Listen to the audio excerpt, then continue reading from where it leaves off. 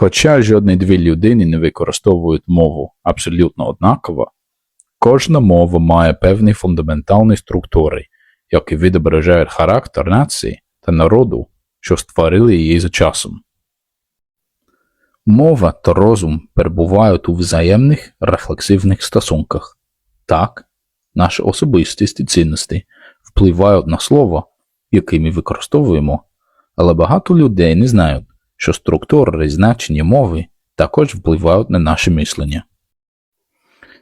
Як немовлята, ми пізнаємо світ через кольори та форми, а потім вивчаємо слова і вирази, які створили наші предки, щоб пояснити навколишній світ.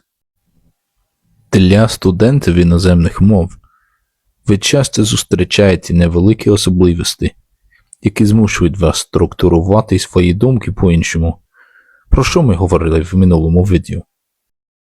Коли ви вивчаєте мову, яка дуже відрізняється від вашої рідної, ви помітите, що ці відмінності стають особливо значущими. Наприклад, в українській мові слово для місяців року походить від зміни, яку ми спостерігаємо в природі протягом всього місяця. Жовтень походить від жовтого кольору листя, коли літо переходить в осінь, травень від трав'янистих лук. Ці слова, звісно, є лише інструментами для позначення пори року, але вони змушують вас пам'ятати про природний світ і важливість циклу врожаю для країни, яку часто називають житницею Європи. Навіть у сучасному світі природа все ще залишається найвищим авторитетом. Мій улюблений приклад в українській мові – це слово «боротися». Слово багатогранне з багатьма різними значеннями. В англійській мові є різні переклади, але найпоширеніші дієслова, які вживаються в контексті складної проблеми, мають інші значення, ніж слово «боротися». Вони означають лише те, що вам щось важко дається, що це складно і потребує великих зусиль. Ці англійські дієслова мають негативний відтинок. Вони підкреслюють порожнє відчуття безперервних зусиль, без жодної перспективи перемоги.